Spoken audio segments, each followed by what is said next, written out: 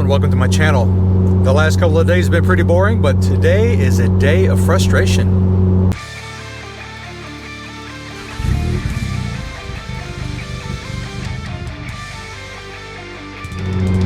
Welcome back and thanks for being here. The last time I left you, I think I was stopping in Wyoming. That day of driving wasn't terribly long, but then the following day I got on the road. I left that city in Wyoming and made my way down to Fort Collins, Colorado to get my wife a Starbucks cup.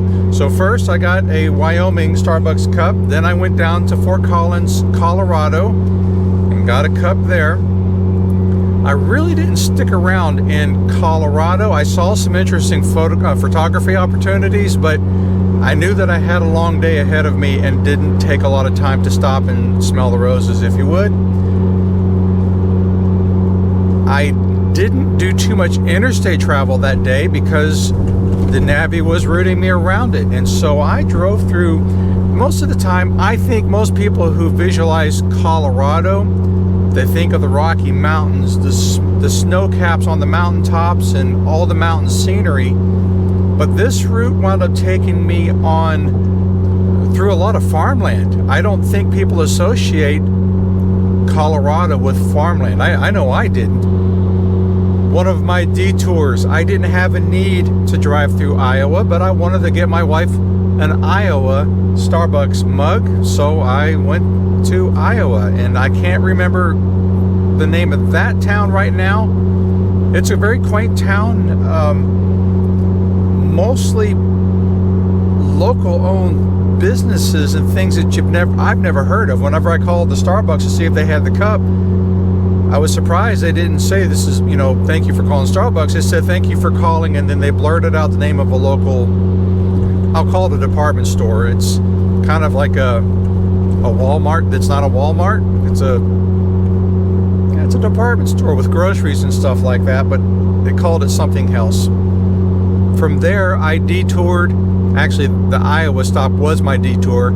I then cut down to Kansas City, and that is where I sent my ham radio, my Yaesu FT857D, for repair. The displays on those radios have a reputation for developing zebra stripes on them, and then those zebra stripes are usually caused from exposure to excessive heat. And in a mobile environment, of course, it's going to get exposed to excessive heat. My radio is, I want to say, about 15 years old. And so the fact that it lasted this long is actually pretty good. So this guy, I had mailed it to him about a month ago, and he repaired it. I went ahead and sent him the whole radio and had him give a good check over. And the radio's doing great. The display is brand new. Not the full display, but just the LCD. The reason I went back to him is because when I received the display back, I looked at it and marveled, and then I spotted a little piece of fuzz, and I was like, what is I thought it was on the outside, so I went to wipe it off, and it didn't wipe off because it was underneath and inside. And it was a little disappointing. I looked into seeing if I could take it apart myself and just blow it out, and it was starting to get a little tricky. And I think I could have eventually done it. There are no how-to tutorials complete enough to show me everything I need to know to get that job done, to do that job. So I decided, hey, I'm going to be passing through your area. How about if I stop by and you can fix it then? I don't know if I would have spent the money to ship it all the way back to him to have it fixed. I mean, he did it for free, and he would have done it for free, but I just didn't want to pay the shipping and the insurance. So it's kind of cool to dip in and meet him and see his operation. I had shared in my Bond Performance catback exhaust video that sometimes it's fun for me to stop and meet the people who make the things for my car. And so I've visited with Bond Performance. I've visited with a tuner who used to tune my TDI, so that was always fun to watch him work and do his magic, and he was very enthusiastic. He would tell me how the tunes work. That was pretty cool. And, well, I have not been to APR's headquarters, but who knows, maybe someday I'll go pay them a visit. That could be kind of cool. And now I have visited this guy who worked on my ham radio, and it's not a high priority for me. It's just something I kind of take pleasure in doing. So I mentioned the day of frustration. One of the things that I've been doing, I'm not editing videos on the road because I don't have a suitable laptop. I am emailing cell phone photos to my personal email address, and I'm editing those at home. Now, the way I do that is I have a tablet. So I've got a Samsung tablet with a keyboard on it and an external mouse, and I'm able to use an application called SplashTop. And SplashTop, what that allows me to do is connect to my computer at home, and then is completely emulated on this tablet. And then once it's on my computer at home, I just open it on SplashTop from the tablet, and then I work on the tablet as if it's a tiny little computer, and I do all the processing and photo editing and stuff like that, and I will either email it back to myself or I will share the media directly from home. It's really cool.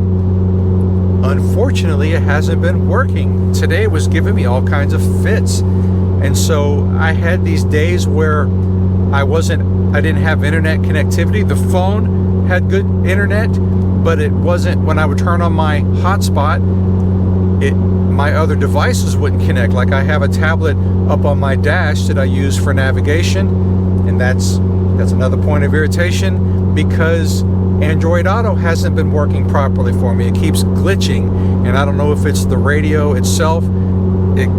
I don't know if it could be the phone, because the phone is so new, and now the radio is 4 years old. Is there a firmware update that needs doing? I just recently today I reinstalled Android Auto, and that might have helped, I don't know, but it's also glitchy and frustrating.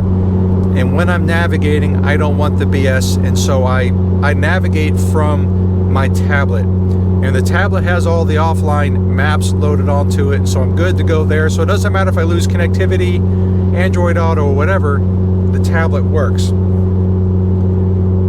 But I also couldn't connect to my other tablet that I use for SplashTop, because for some reason my hotspot wasn't able to connect to the internet. It was very weird. That was in Utah, Colorado, and Wyoming. The hotspot started magically working yesterday. I was going to go the rest of the trip without a hotspot, but, well, not really. I was going to call Verizon in the evening after I got to a hotel, and then it just turned out to start working. It was really weird. Anyway, my frustration today is the SplashTop app is not working right. And for some reason, the keyboard on my tablet will not work. I mean, it works, but it doesn't, the keystrokes don't transmit into the computer.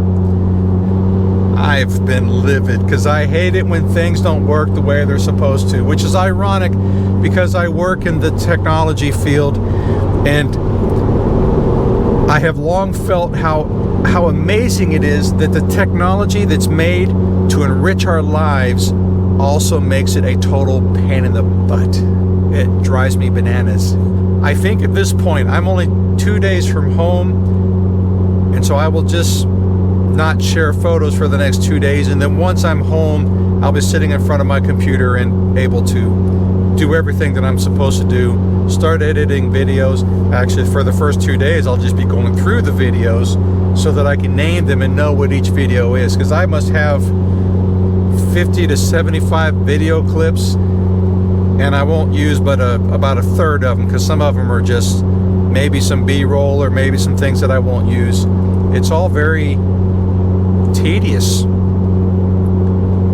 And I'm just a budding YouTuber. Imagine if I was one of those guys making really interesting content with cinematic everything. That's a lot of work, and I'd like to get that good. I just don't know that I have the time or the inclination, and quite frankly, my content. This is boring driving here, and so that kind of contributes to boring video, as does to a degree my personality, because I'm I'm pretty reserved. I'm not a super exciting type of person. I like to do things that may or may not be interesting, but I don't really get super animated about it. Anyway, that's my day of frustration. Tonight I am stopping in Springfield, and from there a relatively short drive to near Pittsburgh, where I will visit with somebody that some of you might know. Who can you think of in the YouTube /VW /automotive community who's near Pittsburgh that you might watch? If you're watching this channel, you might watch his channel as well. I'll leave you with that. As always, I appreciate you being here, and I will see you next time. Take care.